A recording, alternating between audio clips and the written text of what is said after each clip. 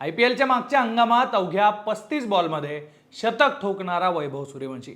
इंग्लंडमध्ये ज्या कठीण खेळपट्ट्यांवर सगळे दिग्गज फलंदाज नांग्या टाकतात, तिथं इंग्लंडच्या गोलंदाजांना सळो की पळो करून सोडणारा वैभव सूर्यवंशी. हा लिटल चॅम्प सध्या चर्चेत आहे, पण त्याच्या गेम सोबतच चर्चा त्याच्या संपत्तीची सुद्धा होते. त्यामुळेच वैभव सूर्यवंशीची किती कोटीची संपत्ती आहे, त्याच्या ताफ्यात कोणत्या गाड्या आहे, त्याची पार्श्वभूमी काय होती, सगळ्या प्रश्नांची उत्तरं जाणून घेऊ. नमस्कार, मी सुधीर काकडे, लोकमत मध्ये तुमचं स्वागत आहे.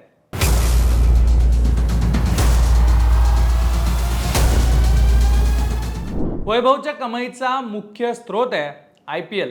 2025च्या मेगा ऑक्शनमध्ये राजस्थान रॉयल्सनं या तरुण खेळाडूवर विश्वास दाखवला आणि 30 लाखांच्या बेस प्राइस पासून सुरू झालेली बोली तब्बल 1,10,00,000 रुपयांवर जाऊन थांबली. म्हणजे वयाच्या 14-15व्या वर्षीच वैभव ऑफिशियली करोडपती झालाय. फक्त IPLच नाही तर वैभवनं अंडर-19 क्रिकेटमध्ये सुद्धा आपली छाप सोडली आहे. टीम इंडियानं वर्ल्ड कप जिंकल्यानंतर BCCIनं जाहीर केलेल्या बक्षिसाच्या रकमेतून वैभवला तब्बल 40 लाख रुपये मिळालेत. देशांतर्गत आणि ज्युनियर क्रिकेट खेळण्यासाठी वैभवला दररोज साधारणतः 20,000 रुपये मानधन मिळतं. इंग्लंड दौऱ्यात त्यानं फक्त मॅच फी मधून जवळपास 2 ते 2.5 लाख रुपये कमावल्याची माहिती आहे. वैभवला गाड्यांचीही मोठी आवड आहे.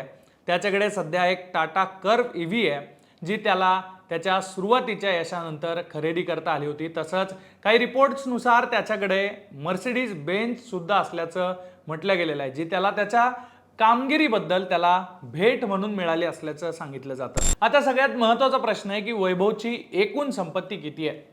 वेगवेगळ्या मीडिया रिपोर्ट्सनुसार 2026 पर्यंत वैभव सूर्यवंशीची एकूण संपत्ती ही 2.5 ते 3 कोटी रुपये एवढी असल्याची माहिती समोर आलेली आहे.